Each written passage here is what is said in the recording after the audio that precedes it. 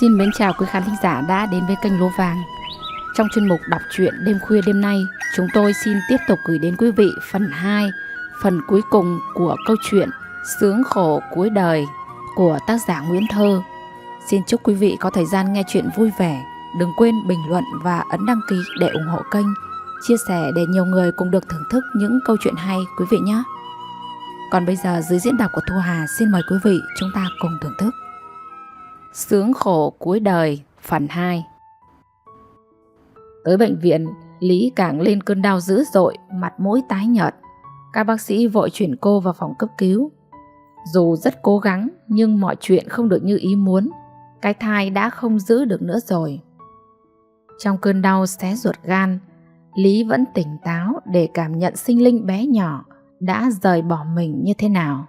Sau đó Lý lả đi vì kiệt sức và mất nhiều máu. Viên sốt ruột đi lại ở ngoài hành lang. Hơn 1 tiếng sau mới có người từ trong phòng đi ra. Viên vội vàng tới hỏi: Bác sĩ ơi, bác sĩ cho hỏi vợ em sao rồi ạ?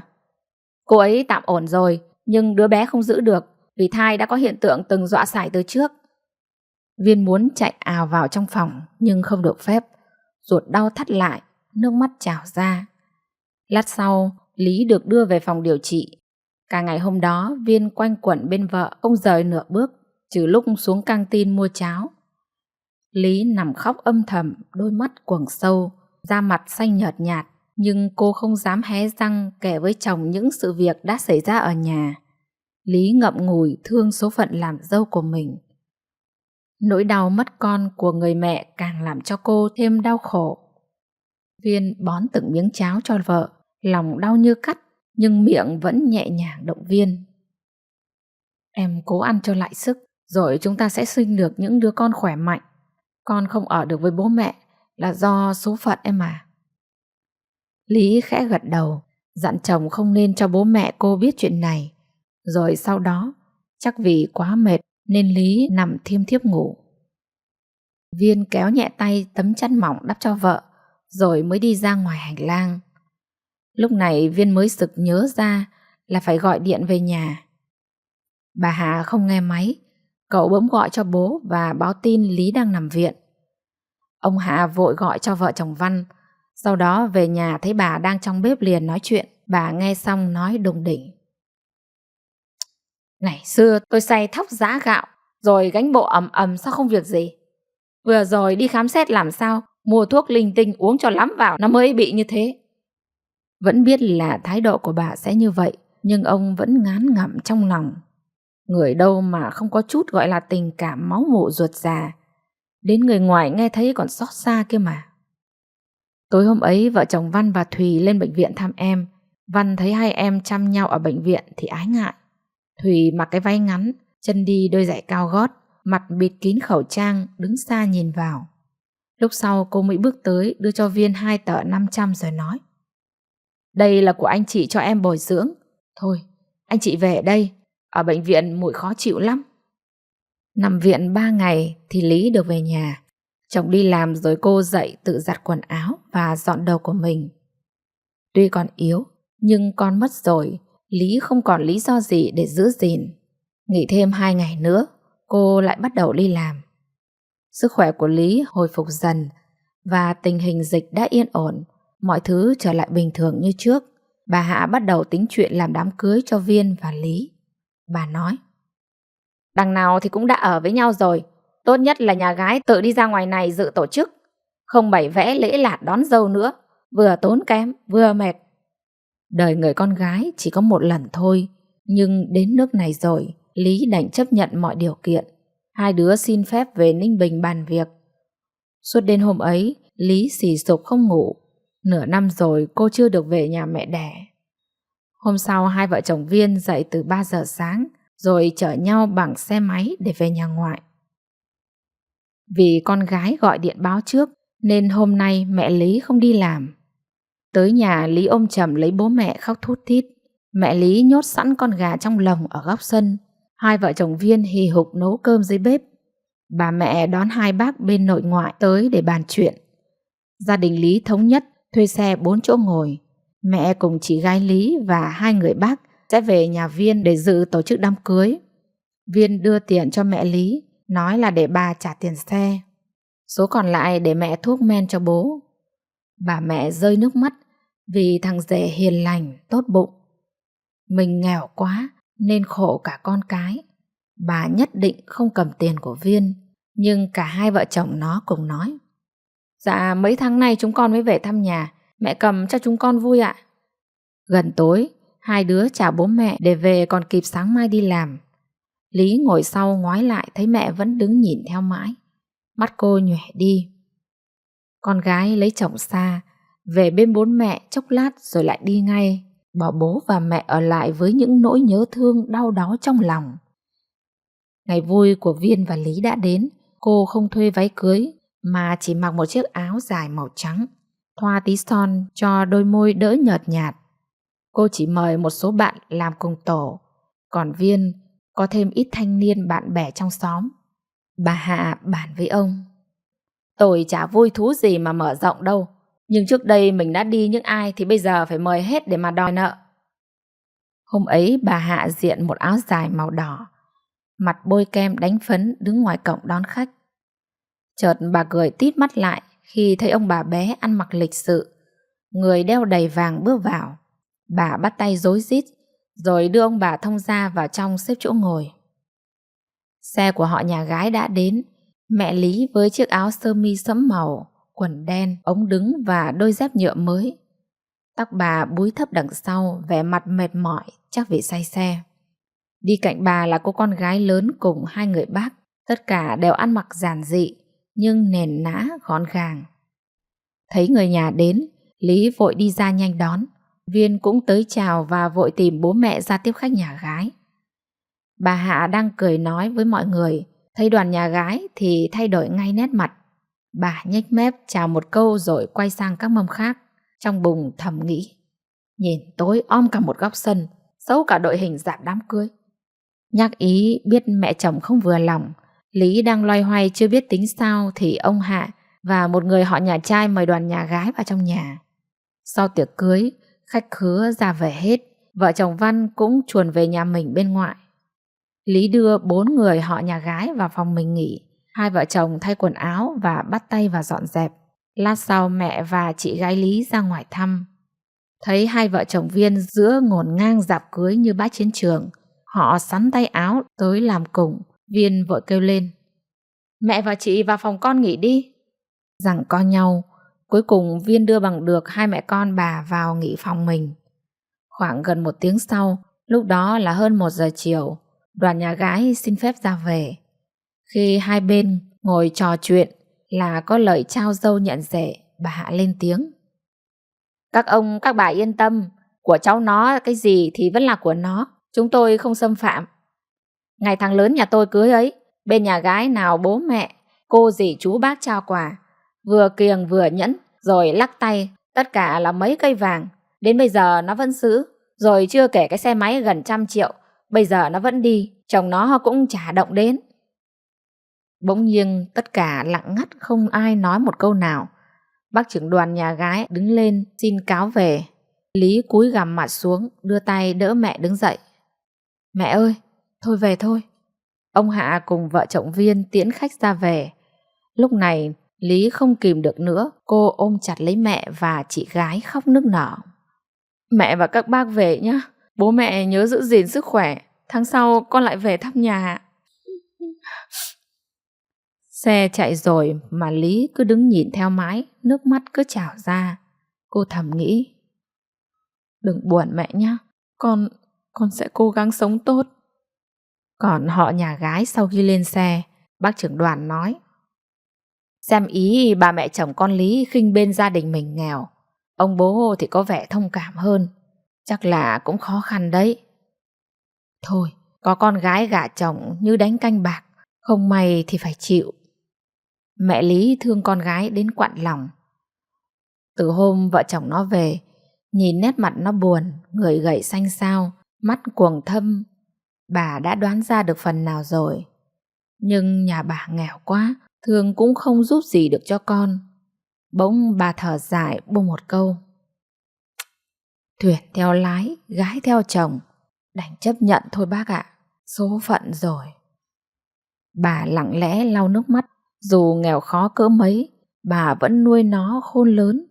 Dù không bằng được một phần con nhà người ta, nhưng nó vẫn là con gái ruột của bà. Nó ngoan ngoãn, chịu khó và từ lâu đã biết lo cho bản thân.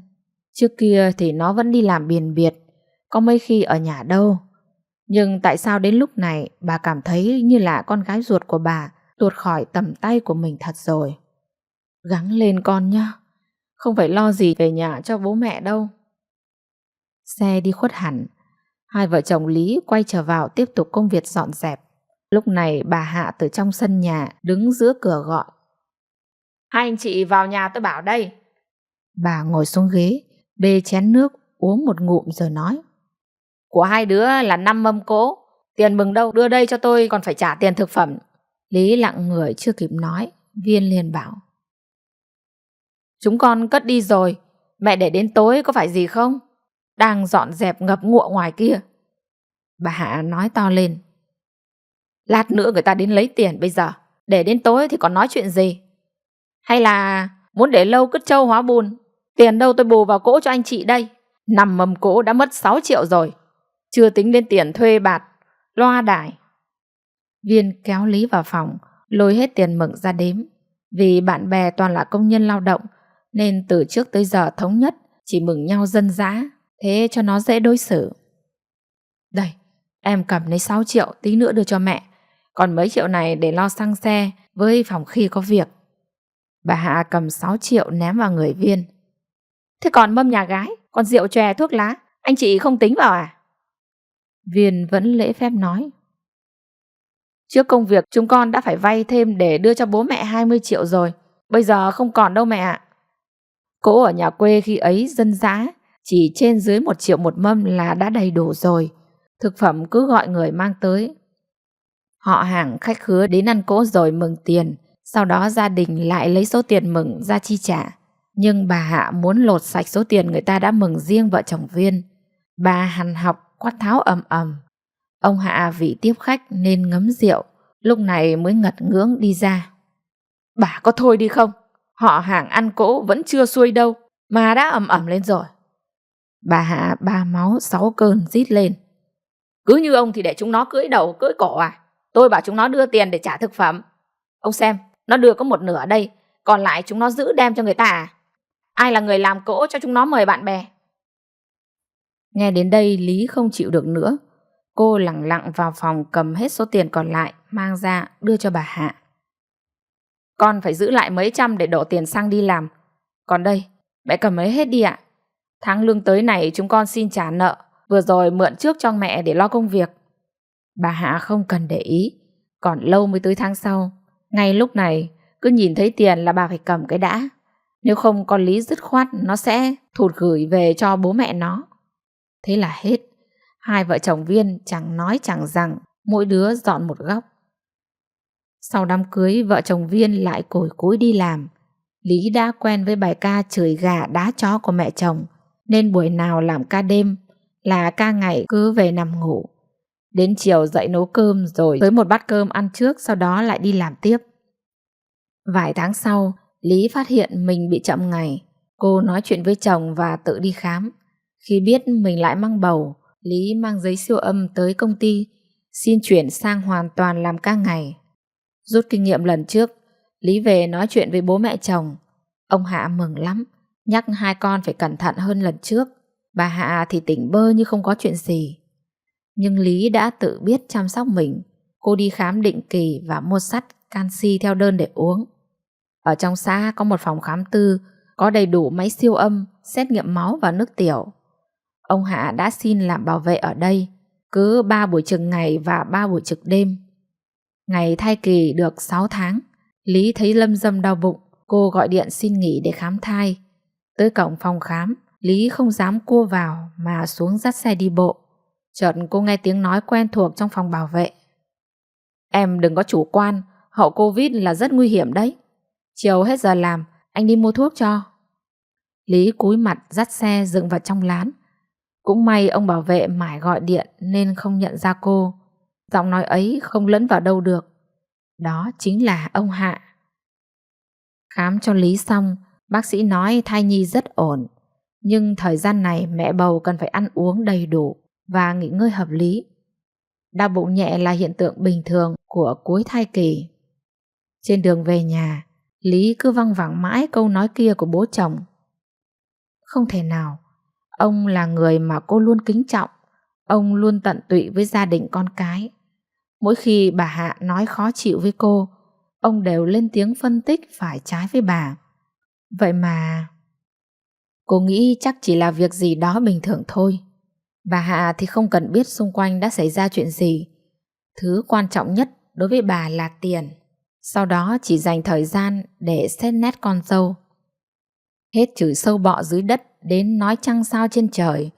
Dù Lý đã rất cố gắng, nhưng bà chưa bao giờ coi cô là con cái trong nhà. Phải chăng vì bố mẹ của cô quá nghèo nên bà khinh thường miệt thị. Cho dù cô có cố gắng bao nhiêu cũng vẫn không được thừa nhận, và cô có nói gì đi chăng nữa cũng không bao giờ mẹ chồng muốn nghe. Lý tự nhủ mình sẽ giữ đúng đạo làm con và phải bảo vệ đứa bé sắp chào đời.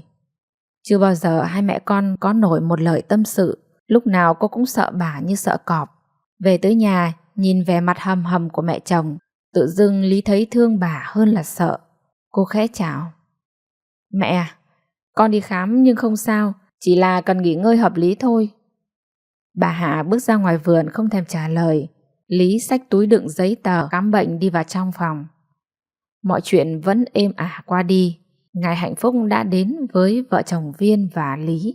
Bé gái đẹp như búp bê chào đời. Bà ngoại vì ở xa không đến được. Bà nội ở một đêm trong bệnh viện, mặt lầm lì kêu ốm. Thế là Viên phải xin nghỉ 3 ngày để chăm vợ con. Vì sinh thường nên sau 3 ngày mẹ con Lý được về nhà. Hôm sau Viên đi làm, Lý tự lo mọi sinh hoạt của hai mẹ con. Bà Hạ chỉ duy nhất nấu cơm để đấy. Khi nào con ngủ yên thì Lý mò xuống bếp lấy cơm để ăn. Cô gọi điện báo tin cho bố mẹ biết mình đã sinh cháu gái. Ông bà mừng lắm. Mẹ cô nói sẽ thu xếp để ra thăm con cháu vài ngày. Lý vừa mừng vừa lo, trong lòng thấp thỏm đợi ngày được gặp mẹ. Lý sinh con đúng vào mùa gặt lúa mùa sớm. Trời tháng 8 bắt đầu vào thu, nắng trong veo pha chút heo may nên đã dịu cơn nóng đi rất nhiều. Bữa cơm tối hôm ấy, bà Hạ bảo Viên: lúa chín rồi, anh chị đưa tiền cho tôi để thuê người đi gặt. Ông Hạ vội nói: tiền gặt lúa tôi mới đưa cho bà rồi mà. Nốt vụ này bà nên cho người khác thuê ruộng đi. Mấy tháng nữa bà còn phải trông bé Su cho con Lý đi làm nữa chứ. Bà ném đũa xuống mâm nổi đoá lên. Tiền nọ tiền kia, đủ thứ tiền phải chi mà đòi con được à? Có giỏi thì bố con ông tự đi mà lo. Ngày vợ chồng thằng Văn ở đây, có bao giờ tôi phải nhắc chúng nó đưa tiền không? Cả nhà lại được bữa, bụng còn đói mà không ai muốn ăn. Ông Hạ thở dài, mặt buồn rười rượi. Ông nghĩ không hiểu tại sao mà mình vẫn sống được cùng bà ấy ngần ấy năm. Ngày bà phải trông cô Tún, ông đã muốn bỏ ruộng ra rồi, nhưng bà bảo: cha tội gì mà phải bỏ ruộng, cứ cấy rồi bắt chúng nó phải lo tiền cày bừa, tiền lân đạm thuốc sâu, tiền thuê cấy gặt. Mình chỉ mất công phơi thôi, đòi một lúc bỏ ra một đống tiền đồng 5-6 tạ thóc một vụ, liệu chúng nó có đưa được cho không? Bao nhiêu câu nói tế nhị tình cảm thì bà không nghĩ ra được, nhưng để đay nghiến chỉ chiết chồng con thì bà có thừa, và bà tìm đủ mọi lý do để bắt con cái phải nộp tiền cho bà bằng được. Lựa ngày Chủ nhật, bà Hạ mang bao ra đồng chở máy gặt.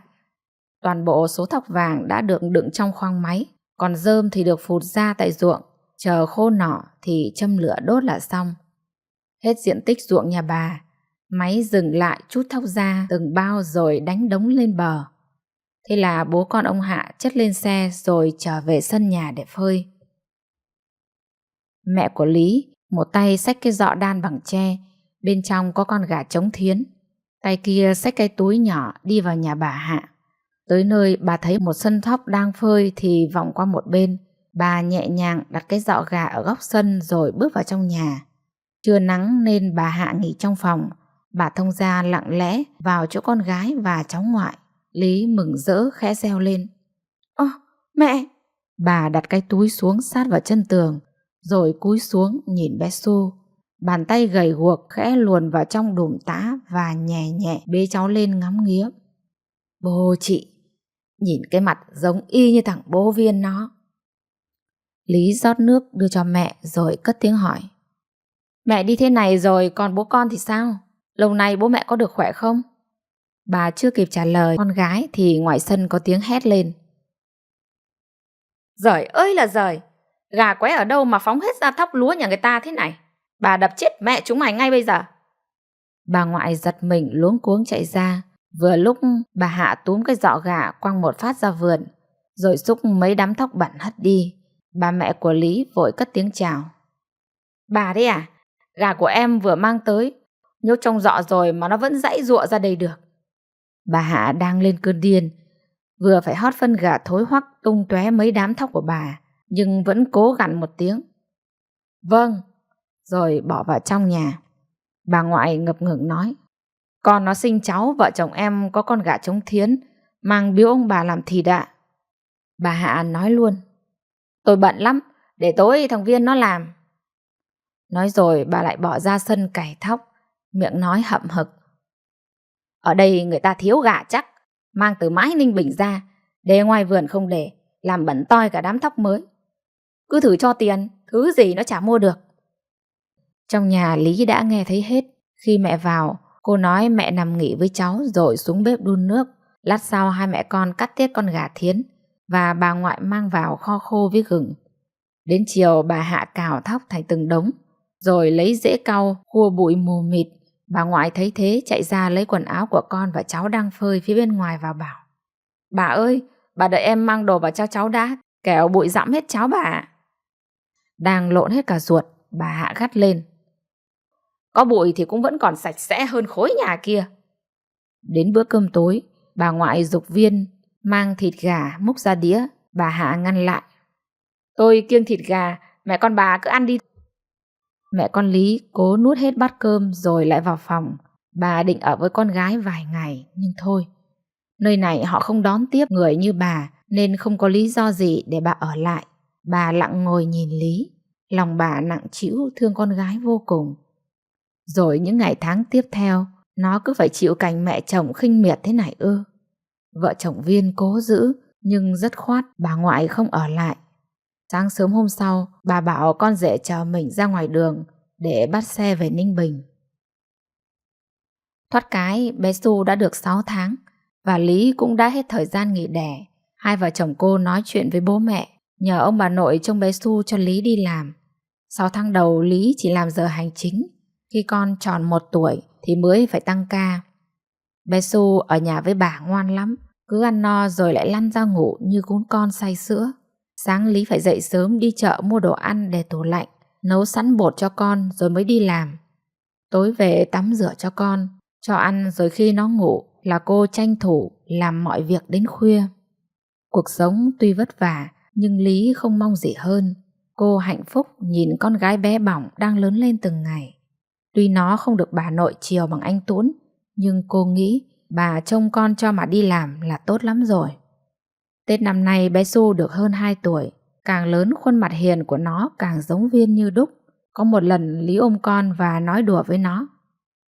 Gái giống cha, sau này giàu lắm đấy con ạ. Bà Hạ bĩu môi nói mỉa.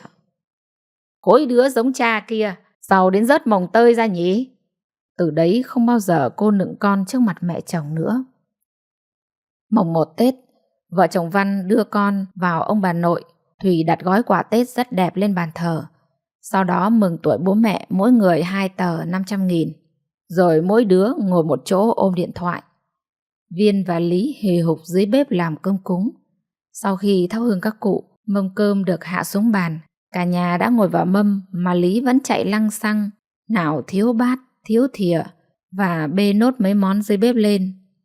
Bé Su ngồi im một chỗ, tròn mắt nhìn bà nội, vừa bóc tôm cho anh Tuấn vừa nựng. Đít nhồm bà ăn tôm nhá, hay là ăn cái đùi gà? Cô Tuấn lắc đầu, đòi lon nước ngọt. Bà cố nhét miếng tôm vào miệng nó, nhưng nó đã nhè vội xuống mâm đòi mẹ Thùy bật nước. Bà Hạ luôn miệng, giục vợ chồng Văn ăn đi, rồi gắp đầy thức ăn vào bát cho cô Tuấn.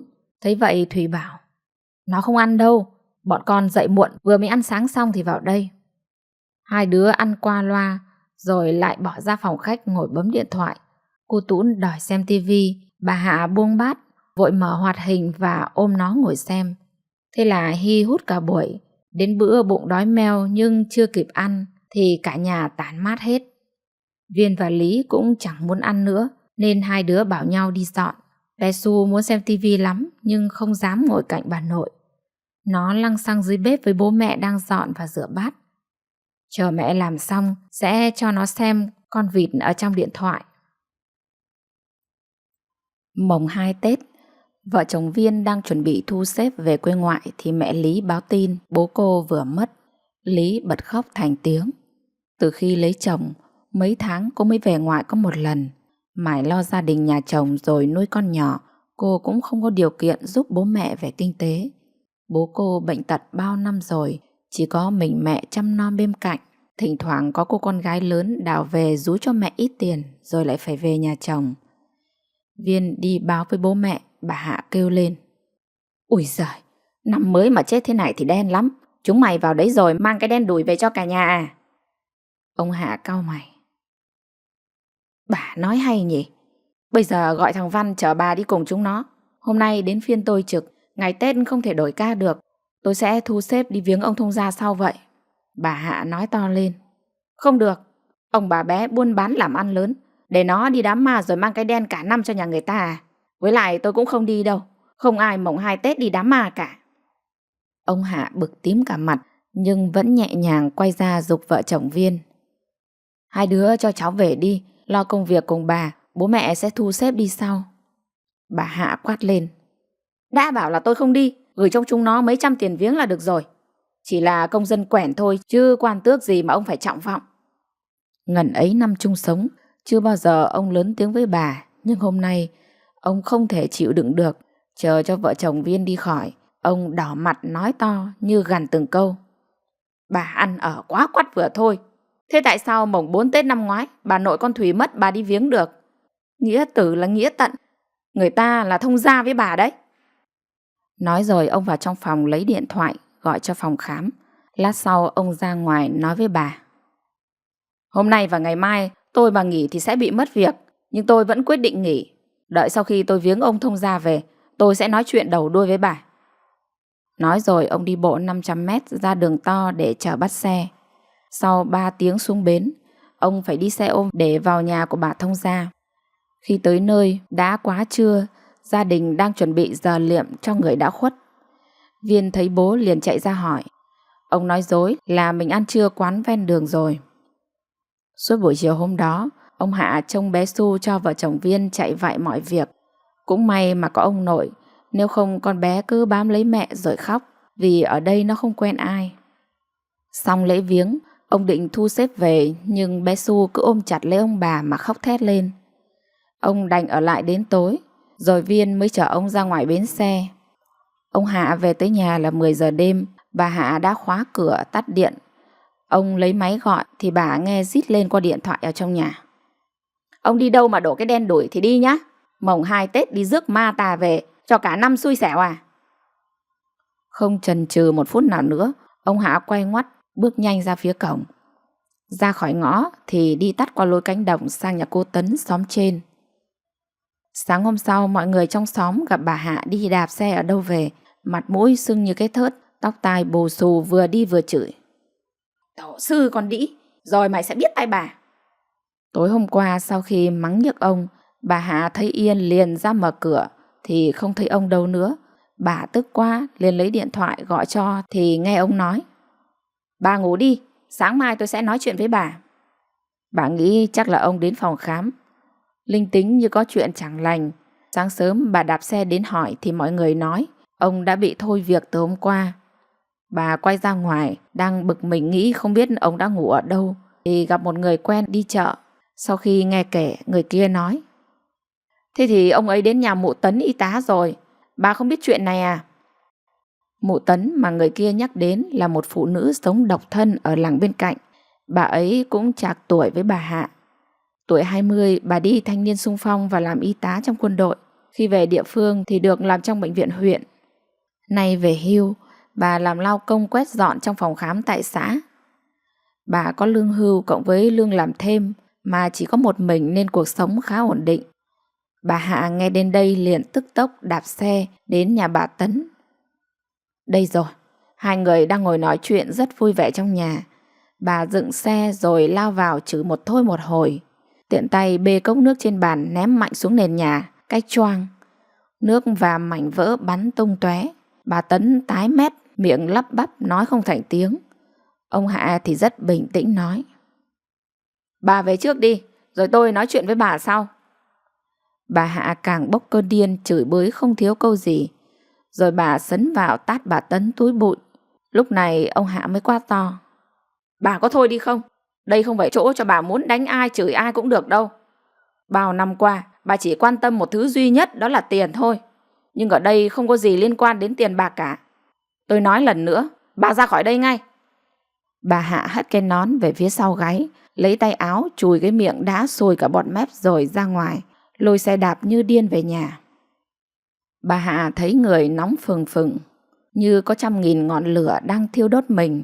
Bà gò lưng lấy hết sức, đạp xe thật nhanh, miệng thì không ngừng vừa chửi vừa thở. Tới giữa làng gặp mấy bà đi chợ đang mải buôn chuyện. Bà đâm sầm vào họ rồi ngã chỏng ra đường. Mấy bà kêu ối một tiếng. Khi nhận ra người quen thì phá lên cười. Bà máu 6 cơn, bà Hạ hét lên: Mù à, cười cái đầu nhà các bà ấy. Mấy người cùng làng chợt im bặt ngơ ngác nhìn nhau. Rõ ràng bà ấy đâm vào mình, rồi lại chửi người ta mù. Rồi người thì vội vàng nâng cái xe đạp lên, người thì đỡ bà dậy. Bà Hạ giơ tay gạt phắt mọi người ra và vồ lấy cái xe. Bà định ngồi lên đi tiếp thì xe bị tuột xích nên không đi được. Một bà thấy vậy vồn vã hỏi: Chân tay có bị sứt rát gì không? Xe này phải có tô vít tháo hộp ra mới cho xích vào được. Bà đi đâu về mà vội mà vàng đạp xe nhanh thế? Lúc này cơn thịnh nộ của bà Hạ càng tăng cao. Chân thì đau mà lại phải dắt xe đi bộ. Đã thế gặp ngay mấy mụ lắm mồm hỏi nhiều. Đi đâu mặc mẹ tôi, ngứa gì đến nhà các bà? Đúng là ra ngõ gặp chó đi tơ. Rồi bà tập tễnh dắt xe đi, miệng vẫn lẩm bẩm chửi như người mắc chứng thần kinh loạn ngôn. Tới nhà bà dồn mạnh cho cái xe đạp đổ rúi rụi, sau đó lấy chìa khóa mở cửa đi vào nhà. Bà vén ống quần lên xem, đầu gối của bà xây sát, sưng vù lên tím lịm. Lúc này bà mới định thần nhớ lại mọi chuyện. Bà nghĩ: Ông được lắm, hôm nay ông sẽ chết chắc. Tôi sẽ không bao giờ để cho ông sống được yên. Dám bỏ nhà đi qua đêm với con mụ Tấn y tá à? Nhưng bà càng chờ thì ông lại càng mất hút. Đến trưa bà thấy bụng đói cồn cào. Từ sáng tới giờ chỉ mải lo đi tìm ông và đánh ghen, nên bà quên chưa nhét cái gì vào trong bụng. Mọi ngày cả nhà đi làm hết thì còn có bé Su để mà mắng quát. Hôm nay bà ngồi một mình trên ghế, căn nhà im ắng đến lạnh người. Tự dưng bà bật khóc ấm ức. Bà bấm máy định gọi cho ông thì đúng lúc ông Hạ về. Như cái loa bất ngờ được vặn tăng chiết áp, bà chua chéo lên: Sao ông không giúp ở nhà nó nữa đi? Vác mặt về đây làm cái gì? Đổ già người mà hư đốn. Ông Hạ muốn vả vào cái loa kia lắm, nhưng ông giữ bình tĩnh ngồi xuống ghế rồi nói: Con cái nó đã lập gia đình và có cháu cả rồi. Công việc lớn đã lo xong. Từ nay tôi với bà sẽ hết duyên nợ. Đơn tôi viết sẵn, bà hãy ký vào đi. Mắt bà Hạ long lên sòng sọc, bụng đói người mệt, nhưng bà vẫn hét rất to: Đừng có hòng, tôi ký để ông đi với con đàn bà mất dạy kia à? Có giỏi thì ông cứ đi đi. Tôi sẽ kiện ông về cái tội có gia đình mà đi cặp kè lăng nhăng. Ông Hạ nói chậm nhưng chắc từng lời. Bà thích thì bà cứ làm, tôi không ý kiến. Trước giờ bà chỉ cần tiền, chứ đâu cần đến tôi. Cho nên bây giờ tôi sẽ đi khỏi đây, chỉ mang theo quần áo. Còn nhà cửa ruộng vườn tất cả là của bà. Khi nào vợ chồng thằng Viên về, tôi gọi cả thằng Văn vào nói chuyện cho chúng nó rõ. Được, đã thế thì tôi ký luôn. Ông đừng hòng chia một thứ gì trong cái nhà này. Ông đi rồi bà không lồng lên như lúc trước nữa. Bà ngồi lặng ngắt trên ghế giữa nhà, tay ôm cái đầu gối đang sưng tấy lên đau điếng. 10 giờ đêm hôm trước, sau khi rời khỏi nhà, ông Hạ đã đi một mạch đến nhà bà Tấn. Suốt thời gian ông làm bảo vệ ở phòng khám thì gặp bà Tấn làm quét dọn ở đó. Hai người hay nói chuyện tâm sự rất thân thiết. Nhiều khi buồn ông kể lại chuyện riêng của mình cho bà Tấn nghe. Dường như hiểu và thông cảm cho nỗi lòng của nhau nên tình cảm của họ ngày càng gần gũi nhau hơn. Đã vài lần họ hẹn hò đi uống nước. Họ coi nhau như đôi bạn tri kỷ tâm giao. Tình cảm thật lòng trong sáng chứ chưa bao giờ đi quá giới hạn. Và đây là lần đầu tiên ông ở lại nhà bà qua đêm. Bà Tấn không muốn xen vào chuyện gia đình của ông Hạ mà chỉ muốn hai người là bạn. Mặc dù bà rất thương yêu ông, nhưng ông Hạ nói cho đến giờ phút này ông không thể sống cùng bà Hạ thêm một ngày nào nữa. Bao năm qua ông đã cố nhịn nhường, cũng bởi một phần bà quá đanh ác, ông không thể lấn át được bà, một phần cũng vì sự yên ổn của gia đình con cái. Cho tới lúc này ông muốn thoát khỏi bà vợ đanh ác, hám tiền không có tình người để cùng bà Tấn đi nốt quãng đường còn lại. Buổi sáng hôm ấy, ông đi từ nhà bà Tấn đến gặp một ông bạn. Qua giới thiệu, ông xin làm bảo vệ tại phòng khám xã bên. Và lúc này ông mang ba lô quần áo đến phòng trọ gần đấy. Ông dự định đợi các con về ly dị xong, ông sẽ đến ở cùng bà Tấn. 3 ngày sau, vợ chồng Viên cùng con bé Xu trở về nhà. Bà Hạ ngồi trên ghế, mặt mày hốc hác, hai mắt trũng xoáy, thâm quầng. Lý vừa cất tiếng chào, bà sẵn giọng hỏi: "Đã đốt vía chưa mà dám bước vào nhà tôi?" Lý dạ một câu, rồi vội quay ra vườn vơ ít lá khô mang đốt ở ngoài cổng. Viên bế bé Xu cùng Lý bước đi bước lại mấy lần qua đống lửa rồi mới trở vào nhà. Bé Xu len lét nhìn bà nội, rồi chạy tọt vào trong phòng. Bà gọi Viên, chỉ tay xuống ghế, bảo con trai ngồi xuống. "Bố mày cố tình đi viếng đám ma, về đến nhà là viết đơn ly dị tao, rồi đi ở với con mụ Tấn già trên làng rồi. Tất cả là do nhà chúng mày hết." Viên và Lý sững người. Hai đứa chưa bao giờ nghĩ đến chuyện này có thể xảy ra. Bà Hạ nói tiếp: "Từ mai ngăn nhà ra, hai đứa mày đi cửa phụ, bếp dùng chung, điện nước con cái chúng mày tự lo. Tao làm tao ăn, không liên quan gì đến đứa nào." Lý buồn, hai mắt vẫn đỏ hoe. Bố đẻ vừa mất, cô thương mẹ đẻ thui thủi một mình. Bây giờ nhà chồng lại xảy ra chuyện. Thế là cô đành phải nghỉ hẳn ở nhà, đưa đón con đi lớp. Ít ngày sau, cô xin vào làm tại xưởng tư nhân gần nhà. Biết hoàn cảnh của Lý, chị chủ đồng ý để cô sáng chở con đi học, 4 rưỡi chiều đi đón nó vào chỗ mình rồi làm tiếp cho đủ thời gian 8 tiếng. Tối chở con về. Lý tự nấu cơm rồi mang vào phòng ăn riêng. Bà Hạ không muốn chung đụng bất cứ thứ gì với vợ chồng cô. Sau ly hôn, ông Hạ chính thức đến ở nhà bà Tấn. Con cái lúc đầu không muốn chấp nhận sự thật, nhưng dần dần cũng thành quen. Vợ chồng bà bé làm ăn thua lỗ vì vụ buôn bán đất đai. Hai ông bà không còn dùng rỉnh tiền như trước. Vợ chồng Văn phải tự lo trả nốt số tiền nợ làm nhà riêng. Lúc này cậu về đòi bà Hạ chia phần đất của mình nhằm bán đi trả nợ. Bà Hạ bảo: "Ngu lắm, nhà làm trên đất nhà người ta, mày bán đất của mình đi để trả nợ, nhỡ đâu lại bỏ nhau như tao với bố mày thì trắng tay à? Không chia chác gì hết." Từ ngày ông đi, bà ở nhà một mình, bữa ăn bữa nhịn. Bà bỗng nhớ đến ông. Nhìn những gốc cây cảnh lâu ngày không được chăm tỉa, bà hình dung bóng dáng ông đang cầm kéo bấm xung quanh. Bất giác bà thở dài một mình. Vì cách nhà có xóm trên xóm dưới, ông Hạ muốn đón bé Xu về nhà bà Tấn. Lý sẽ làm thêm giờ và khi tan ca thì sẽ vào chỗ ông đón con.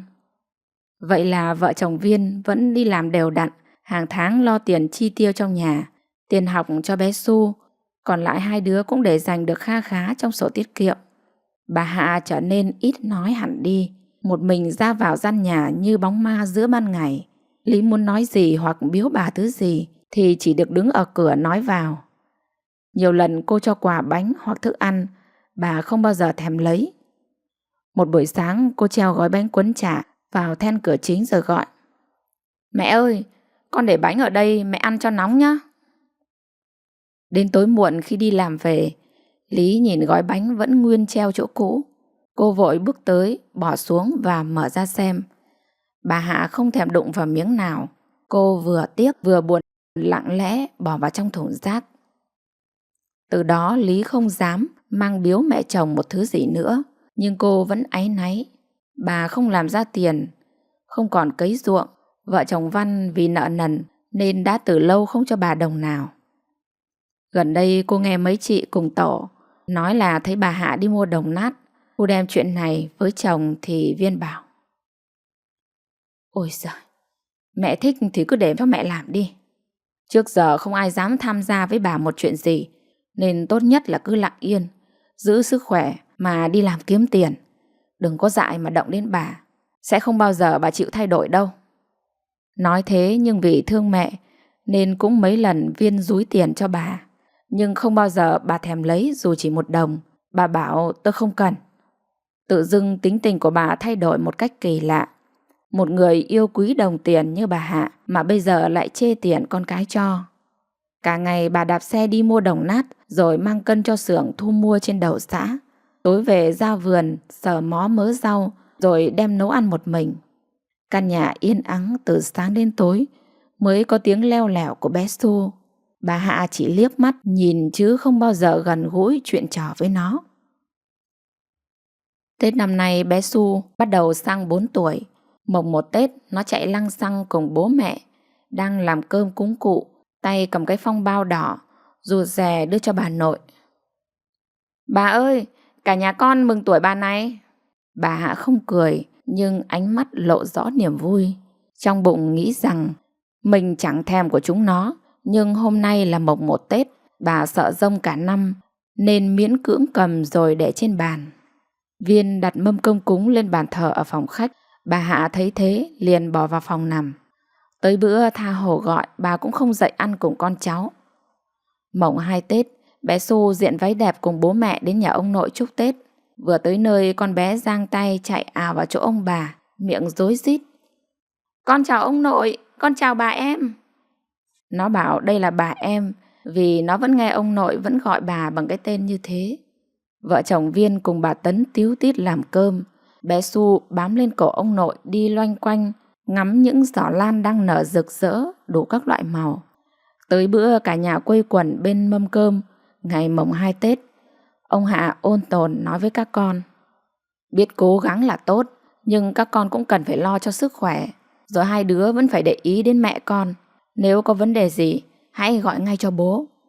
Sau bữa cơm vui vẻ đầm ấm, trước khi các con về, ông Hà đưa cho Viên một gói nhỏ rồi nói: Bố làm bảo vệ mỗi tháng cũng tiết kiệm được một ít. Dì con có lương nên không phải dùng đến. Chỗ này con giữ lấy, rồi có lúc phải cần đến con ạ. Viên và Lý hiểu rằng ông vẫn lo cho bà Hạ và muốn hai đứa cầm số tiền này để sử dụng những việc liên quan đến bà. Nhưng Viên và Lý nhất định không cầm. Bố cất đi, sau này rồi cũng phải cần đến. Bố không thể đi làm mãi được, chúng con có tiền mà bố. Ông Hạ và bà Tấn nhìn theo xe cả nhà đi khuất dần ra ngoài ngõ. Ông thở phào. Ngày chúng nó lấy nhau, bà ấy phá căng lắm. Nhưng cuối cùng thì cũng chỉ có vợ chồng nó lo lắng cho mà thôi. Hai ông bà sống bên nhau, ngoài tình thương thì họ có thêm lòng tự trọng, đủ hiểu và đủ tôn trọng nhau nên rất hạnh phúc. Bà Hạ ngóng ra ngóng vào mãi không thấy đứa nào về. Vợ chồng thằng Văn lâu nay mất hút, Tết nhất cũng không biết mẹ sống hay chết. Còn vợ chồng thằng này đi đâu từ sáng tới giờ. Bà thèm được nghe tiếng con Su gọi câu bà nội, thèm được nó ôm cổ bà đòi nghe chuyện cổ tích, thèm được ăn bát canh cua do con Lý nấu. Nhưng mà... Nghĩ đến đây, bà nghe tiếng xe đang vào ngõ cùng với tiếng cười khúc khích của bé Su. Bà đi vội vào trong phòng nằm, kiểu như ma sợ ánh sáng. Bé Su không dám vào phòng bà. Nó đứng ở ngoài cửa chính gọi to: Bà ơi, ông nội với bà em mừng tuổi cho con này. Bà có thích không? Mai con bảo bố mẹ cho bà đi nhá. Lý chạy vội tới ôm con bé, rồi lấy bàn tay che miệng nó lại. Sau đó bế vội Su về phòng. Bà Hạ nằm yên trên giường. Những giọt nước mắt ứa ra từ hốc mắt sâu hoắm, nhăn nheo, chảy xuống gối. Các người cứ vui vẻ hạnh phúc với nhau đi. Mụ già này hơi đâu mà để ý. Bất giác bà gạt đi nước mắt và nghĩ, ngày Tết người ta ăn uống cỗ bàn nhiều, mấy hôm nữa chắc chắn sẽ mua được nhiều vỏ chai vỏ lon lắm đây. Những thứ tưởng chừng bỏ đi mà cũng trở nên giá trị dù rất nhỏ. Cũng như con Lý, bà luôn coi thường nó là loại con nhà nghèo kiết xác chả ra gì. Nhưng bây giờ bà đã biết nó chưa bao giờ có ý định bỏ mặc bà, và bà cũng hiểu được rằng vợ chồng nó rất thương bà. Nhưng bà không có mặt mũi tư cách nào mà tiêu đồng tiền của nó, nên bà nghĩ cách tự mình đi kiếm tiền. Trừ những ngày mưa to gió lớn, còn hôm nào người ta cũng thấy bà lóc cóc đạp xe đi khắp các ngõ xóm, những vùng lân cận, nơi nào bà cũng có mặt. Phía sau là cái bao đựng lình kình đồ đồng nát. Có người bạo mồm hỏi, bà sống một mình có buồn không? Bà thủng thẳng trả lời, không vui, nhưng mà sống thoải mái. Ăn ở một mình đỡ phải vướng bận đến bố con thằng nào. Ai giàu ai nghèo cũng mặc mẹ thiên hạ. Sau này đến khi mà không đạp xe được nữa thì chắc là vợ chồng con Lý với thằng Viên nó cũng chả để cho chết đói nhỉ. Vì tụi nó là những đứa con có hiếu nhất cái làng này kia mà. Bà vẫn còn may mắn có được đứa con dâu như cái Lý đấy. Nghe tới câu này, bà Hạ đứng bỗng lên, chẳng vội cái bao dứa đã đầy vào sau xe rồi đạp vồ đi. Thế mới biết sống ở trên đời mỗi người một cảnh, và mỗi người một tính nết, không ai giống ai. Nhưng đạo đức của con người nó quan trọng lắm.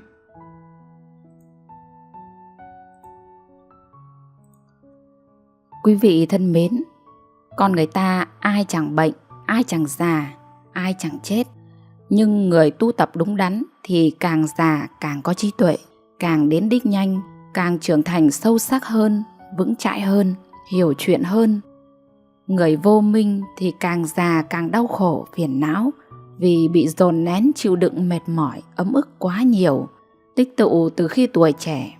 Khi già thì đã quá sức, không chịu nổi được nữa, sinh ra hờn dỗi, cay nghiệt, bất mãn, sân hận, thấy mình vô ích, không ai quan tâm. Trong mọi mối quan hệ, ta đã sống rất trọn vẹn, thiện lành, thì dù có điều gì xảy ra ta cũng không sợ. Ta dễ dàng chấp nhận, không dính mắc. Nếu sống tốt đời, đẹp đạo, bạn có phước, thì không cần phải lo tuổi già khi ốm đau bệnh tật. Con cái sẽ tự động gần gũi, hỏi han chăm sóc. Còn cứ sống cư xử như bà Hạ trong chuyện. Nếu mà các con không hiểu đạo nữa, về già sẽ cô đơn, buồn tủi. Con cái sẽ dần rời xa, là cái kết đã được báo trước mà không cần phải bàn cãi.